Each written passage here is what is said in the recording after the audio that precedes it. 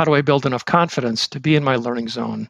But how do I keep the edge of curiosity and humility to knowing that there's more improvement? And I think that's the mindset of leaders regarding themselves not as finished products, but as a works in progress. You're listening to the Building a Coaching Culture podcast. If you need to compete and win in the 21st century labor market as an employer of choice, this podcast is for you. Each week, we share leadership development, coaching, and culture development insights from leading experts who are developing world-class cultures in their own organizations. And now, here's your host, J.R. Flatter.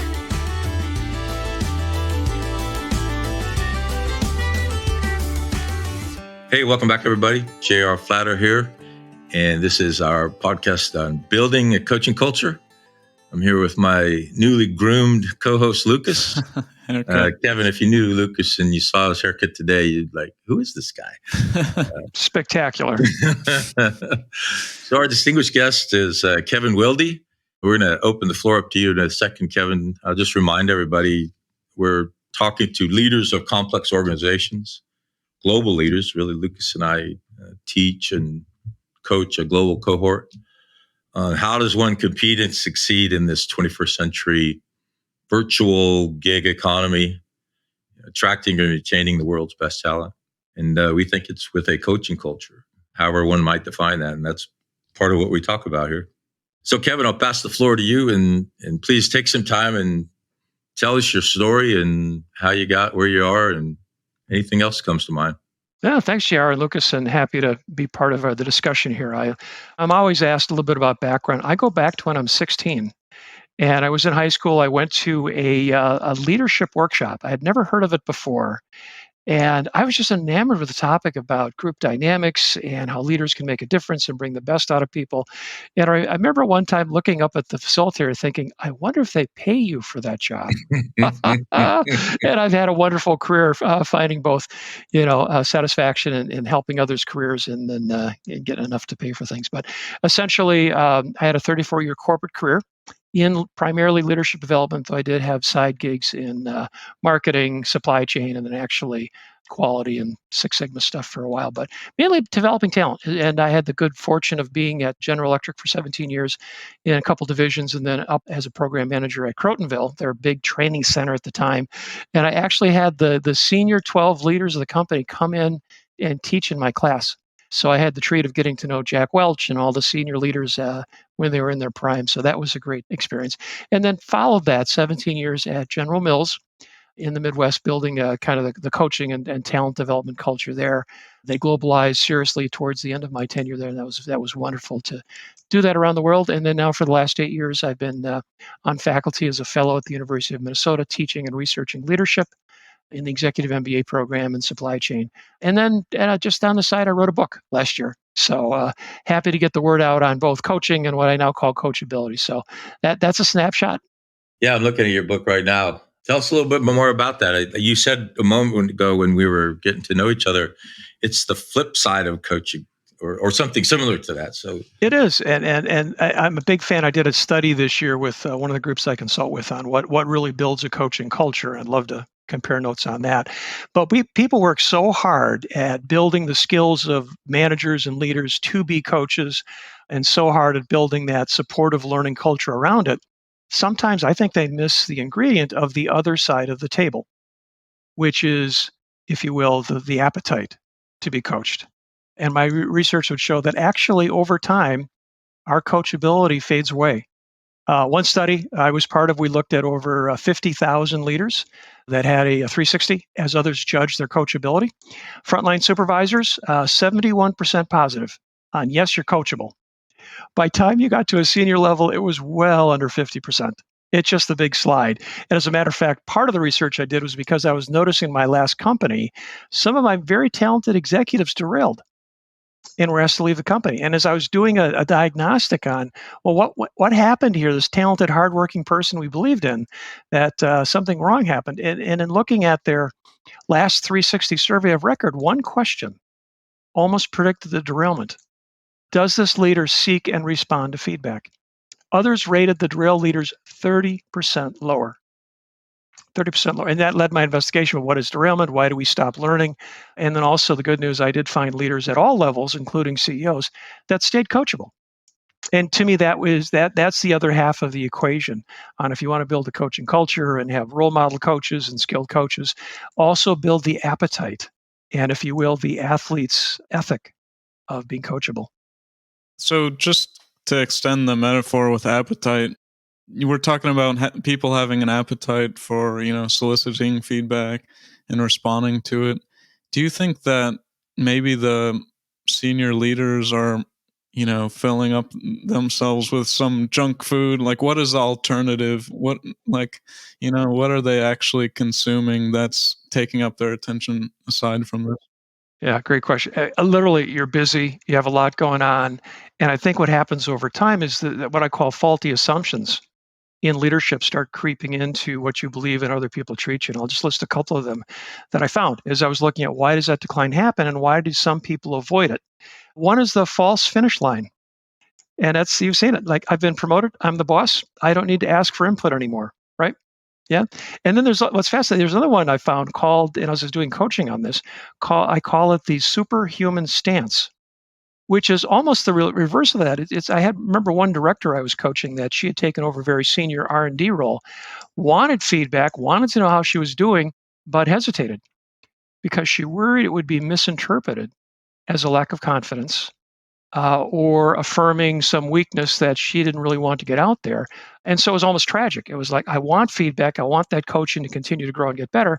Yet the environment, or how I'm assuming now that I've got the big job, I can't ask anymore. So those assumptions, Lucas, I think get in the way. Another one I find is how you're treated once you're the boss. People like giving you good news when you're the boss. People do not like giving you bad news. And I think for most of us, we know, hey, it's a balanced equation. But sometimes it just kind of goes to your head that, hey, I'm only hearing good news. No one's telling me bad news. I must be fine. So one thing I encourage is for leaders to have truth tellers, to have relationships, again, with coaches or mentors or peers that will sit you down when it's time to sit you down. So a number of other things there, but I do think that the environment and how we start thinking can just slowly erode our interest in self-improvement and coachability. So let me spend a couple seconds just talking out loud about culture and a coaching culture, and you fill in the blanks, because it's obvious to me already you have some strong ideas about coachability versus creating a coaching culture. They're hand in hand. So I bet I'm missing something given your worldview. So for us, well, I won't speak for Lucas. I'll just speak for myself. For me, a coaching culture is a culture of growth where I'm in a lifelong learning and development. I often talk about and think about the situational leadership model where, any one of us, depending on the task, is at a directing or a coaching or a supporting or a delegation's place, whether you use those exact words or not. I talk about the metaphor of getting up and over. And so as a leader, and my responsibility is to develop leaders, we're talking about that. What is the learning and development? We talk about long-term vision, intermediate objectives to get to that long-term vision, personally and professionally. So where do you want to be in 30 years? Where do you want to be in 5 years? But also, where do we want our organization to be in 30 years, in 5 years, in 1 year? And then today, we talk a lot about culture. And for me, largely, a culture is the story. It's the story I tell about my organization. And then it's the story the world tells about my organization. If they're thinking about coming to join us, we just had our annual picnic last night, our summer picnic. I shouldn't say summer because we teach globally. So it's winter in Australia. So our July picnic, people talking about the culture and are you communicating it, but then are you also demonstrating it? So we talk a lot about building a house of leadership and what are your principles and what is your work, family, self-balance and what is your vision, both personally and professionally. And so we're communicating that story, and then hopefully we're demonstrating that story. I think that communicates, what I believe with the coaching culture as well. And when I have a coaching style of leadership, I'm interested in your growth.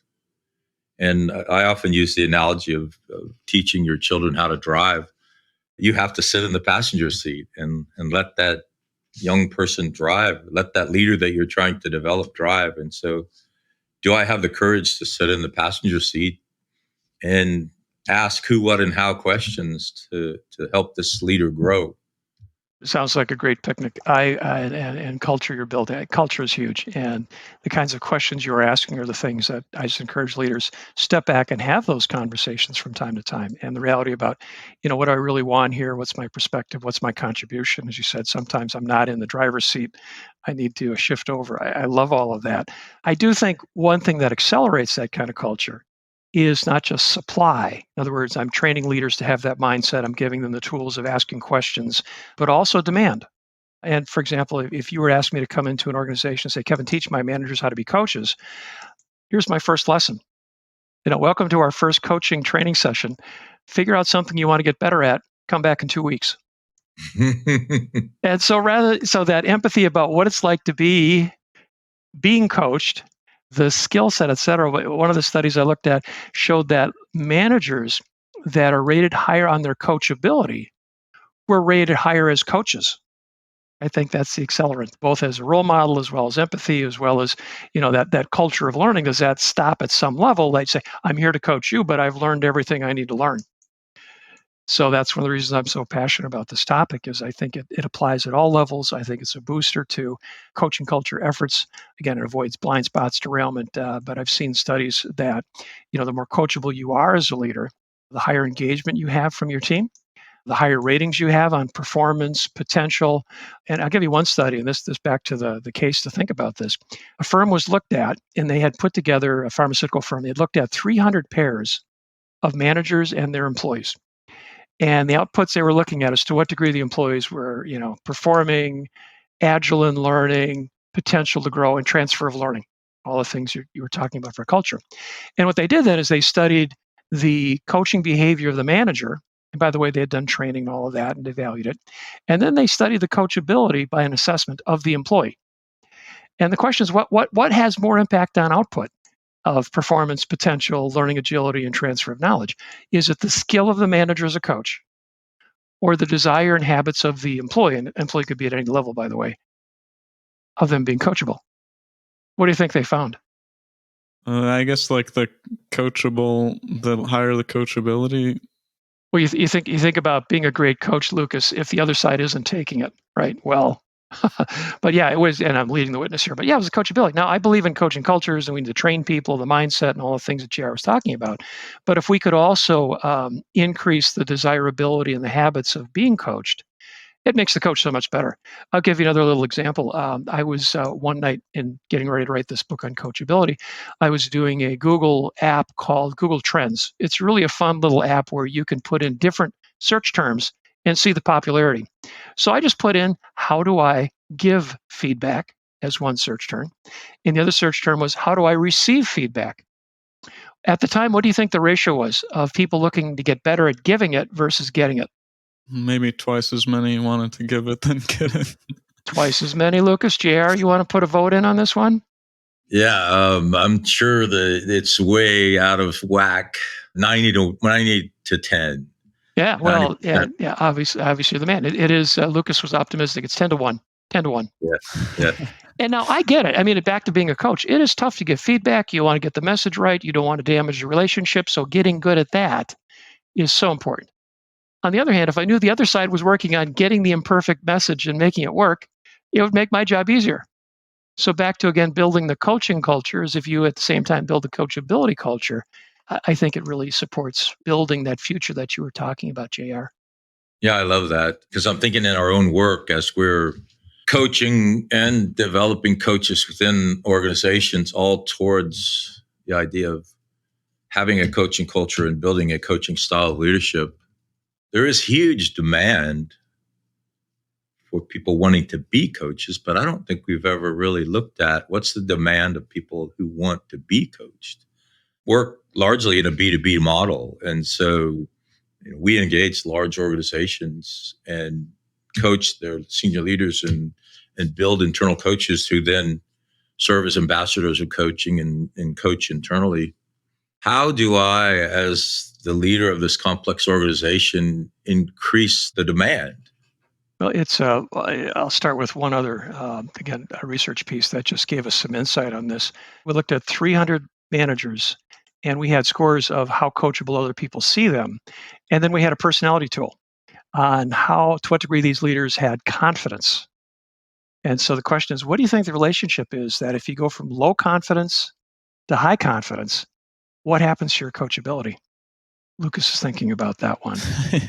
Yeah, I mean, I guess I could go either way because you've mentioned that like the senior people, they have this attitude that, oh, I know what I need to know. So maybe the higher confidence, the lower that you would solicit that feedback and coaching.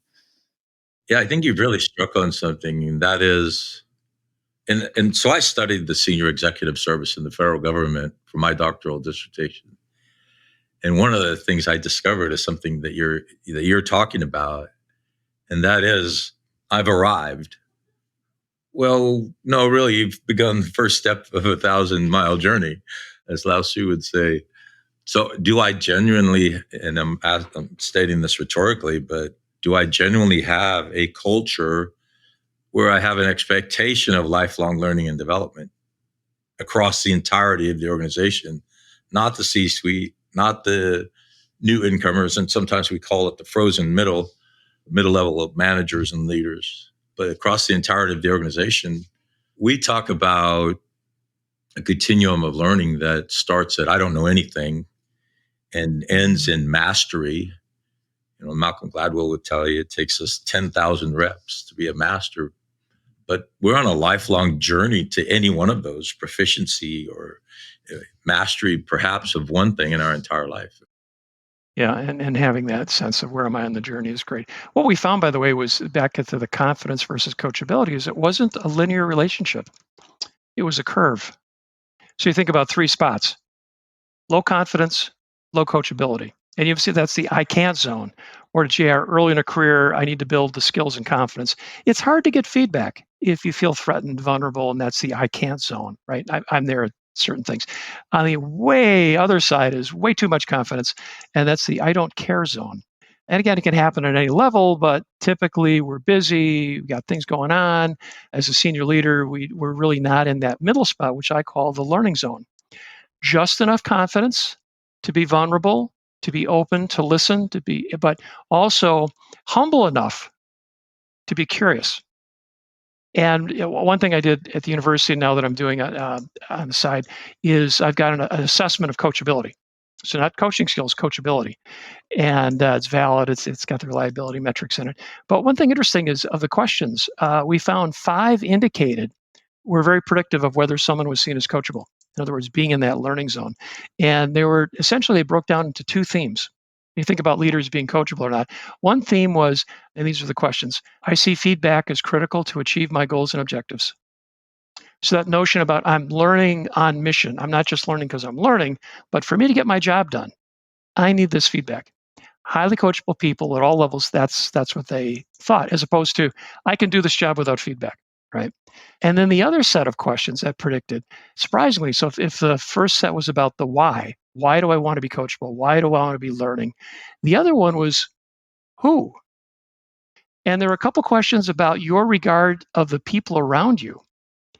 And the higher you had respect for those around you, the more you were building positive relationships, the more you were seen as a coachable leader. And I think the two go together, right? So I'm trying to achieve something. I can't do it without feedback and coaching and support from others. And I respect the others.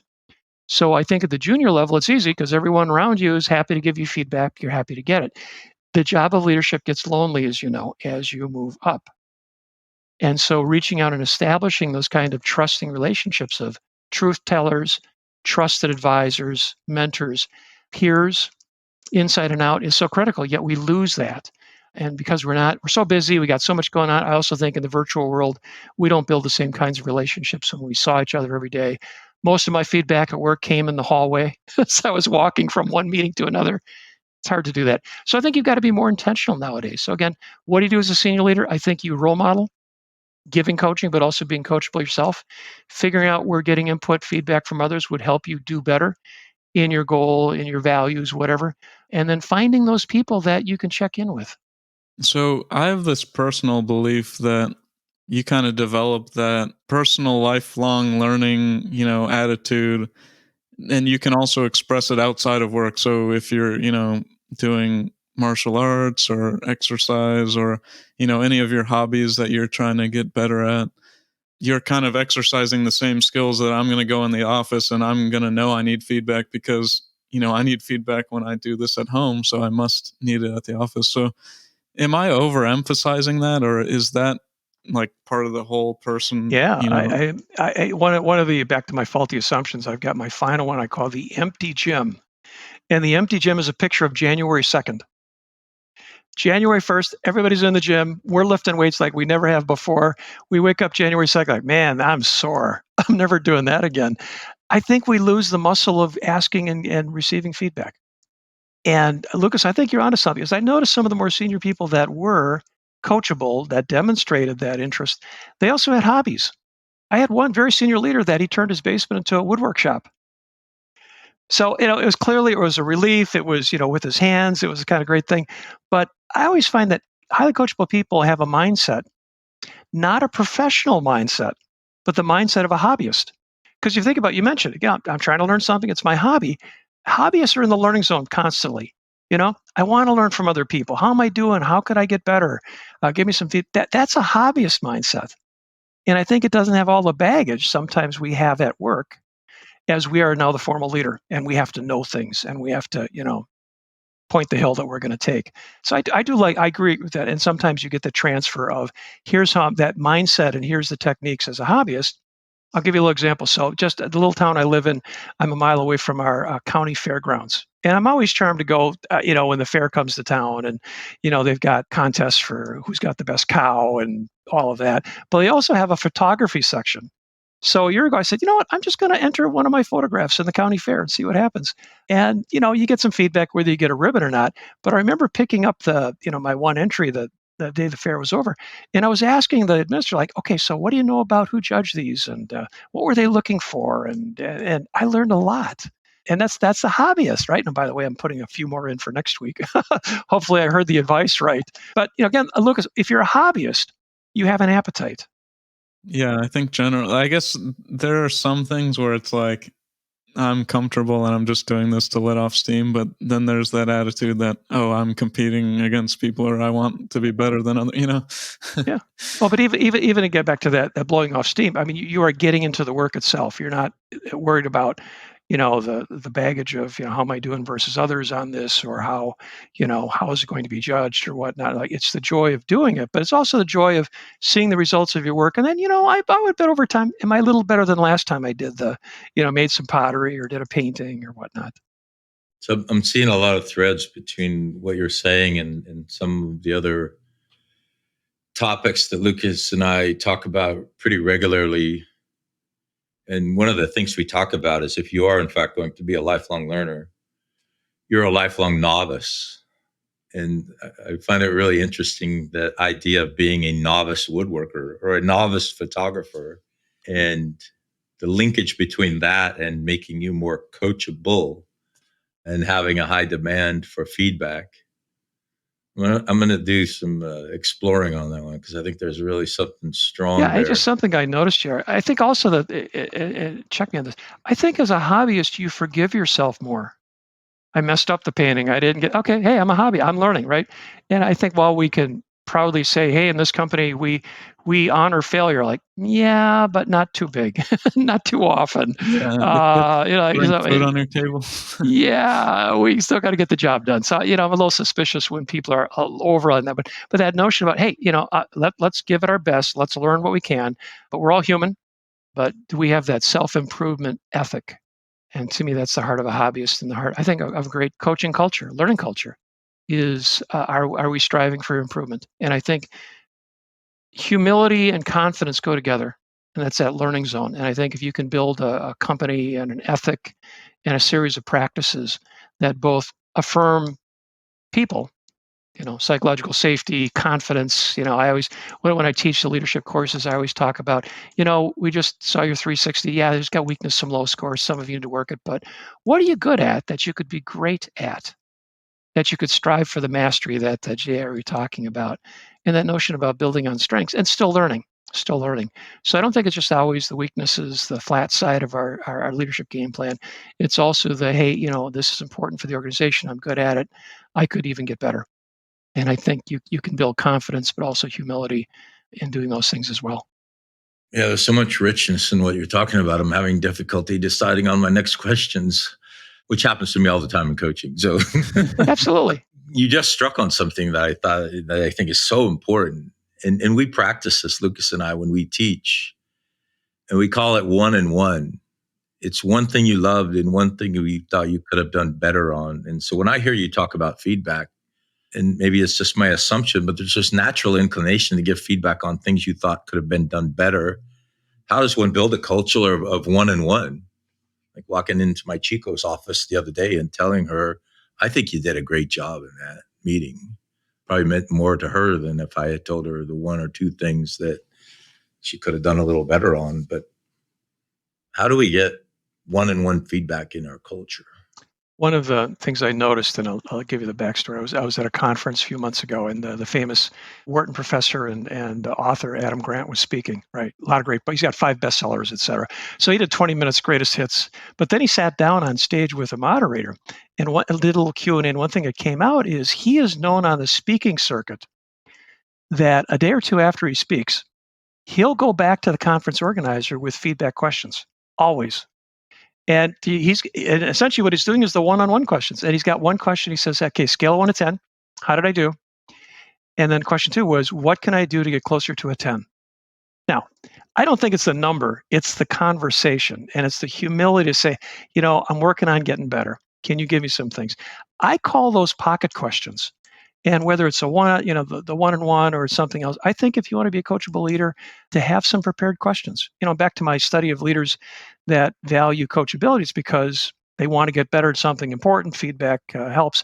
Is to start with, okay, what's something I want to learn?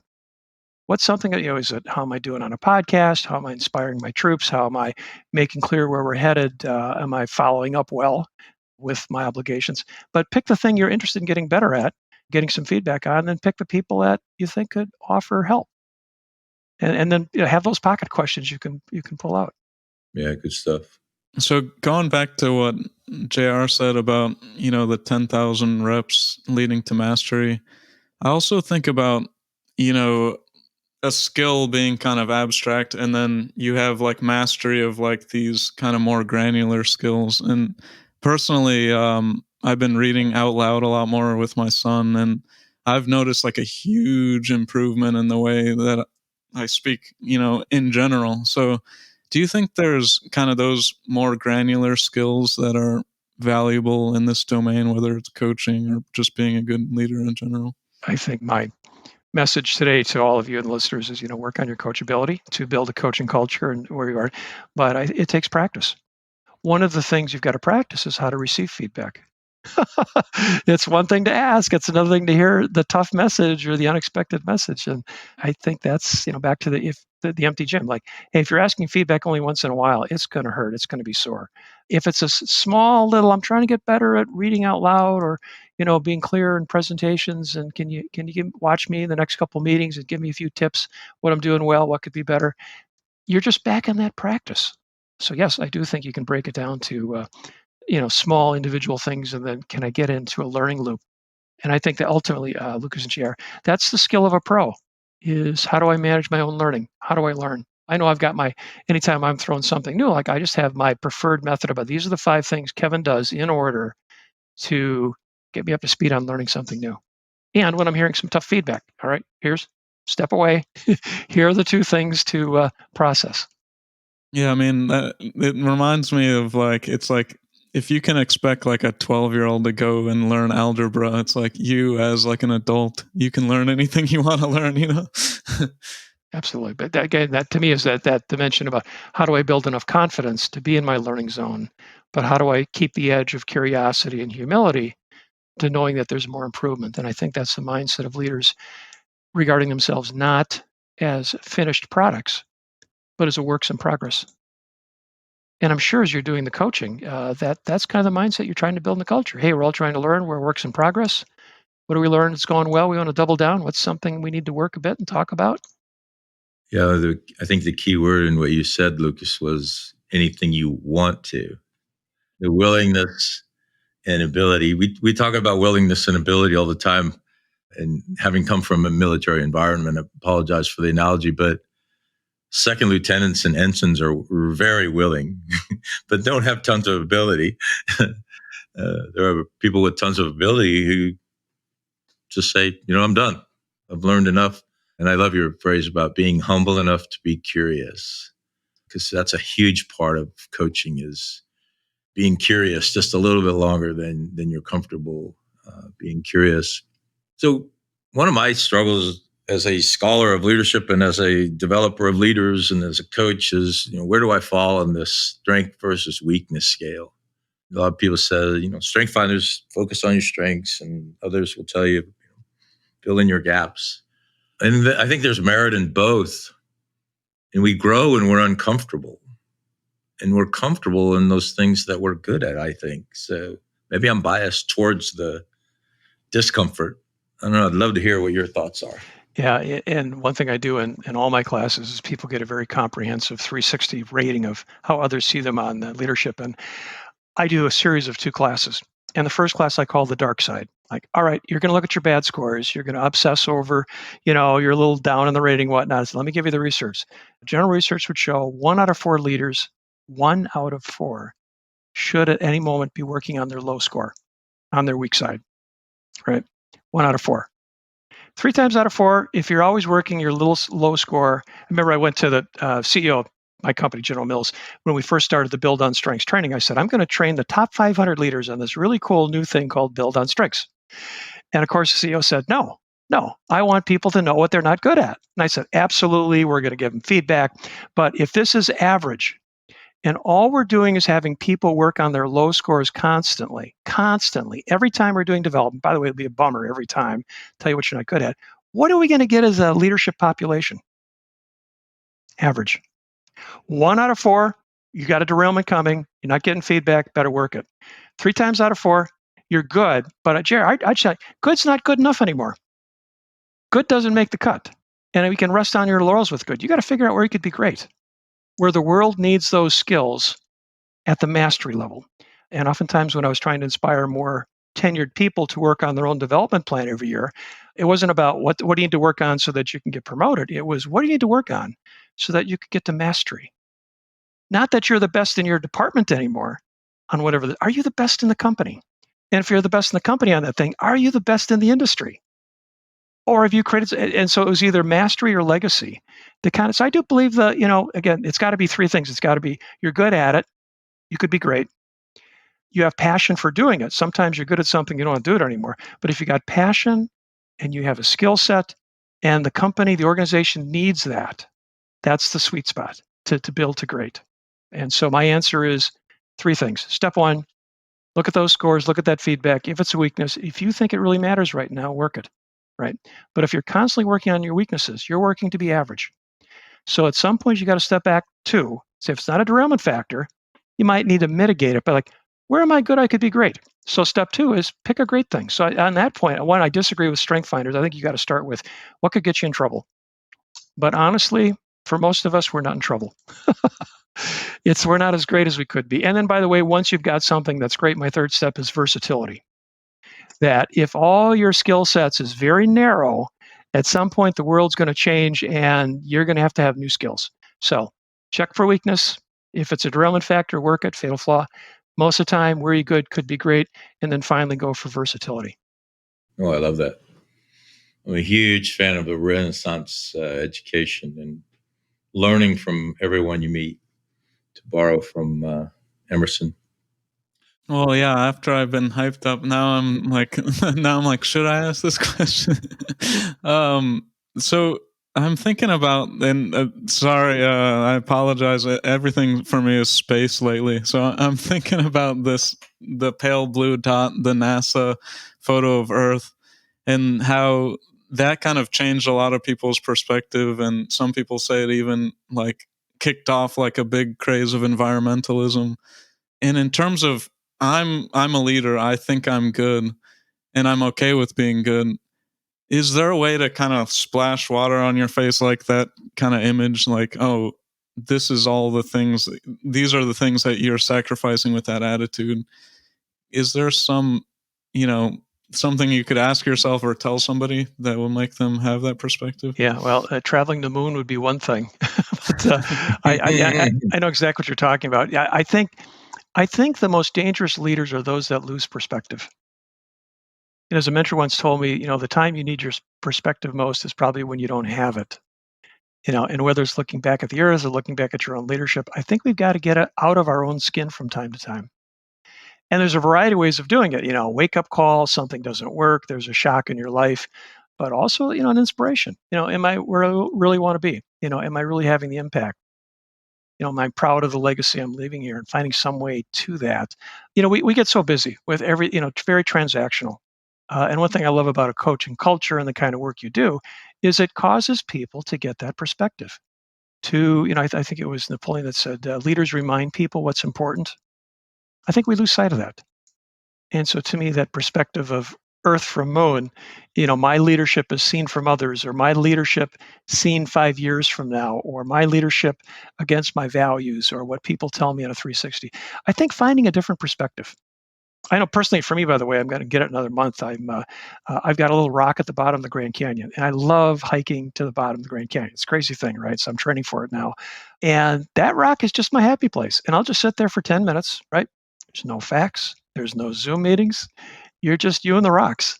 And that is one of the places I go to get perspective. So I think the final bit of advice I'll say, people can give you perspective, events can give you perspective, but I think you need a refuge. Could be the hobby, you need a refuge. You got to get out of what's going on, and then you can look back at it. I like what you said about having that refuge. Like, that's something that I don't think about a lot. So thanks. I can recommend the bottom of the Grand Canyon. By the way, easy to get into, a lot harder to get out of. So, do we need a donkey? Is a donkey involved? No, that doesn't count. Come on, no. You're a young guy, yeah. And JR is as stubborn as I am. And we're going to do it like we're the young guys. Well, that concludes this episode of Building a Coaching Culture. I truly hope that this episode was helpful to you. If it was, be sure to follow us wherever you listen to podcasts. Maybe stop and give us a rating or a review, and share this podcast with someone who might find it helpful as well. Thanks again, and we'll see you next time.